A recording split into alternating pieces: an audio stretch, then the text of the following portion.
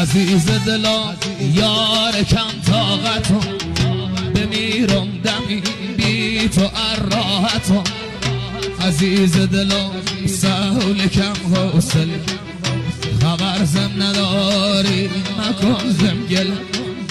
ما هم روز و شب فکر و ذکرم چونی، خمر ولاتم دلم ای چونی.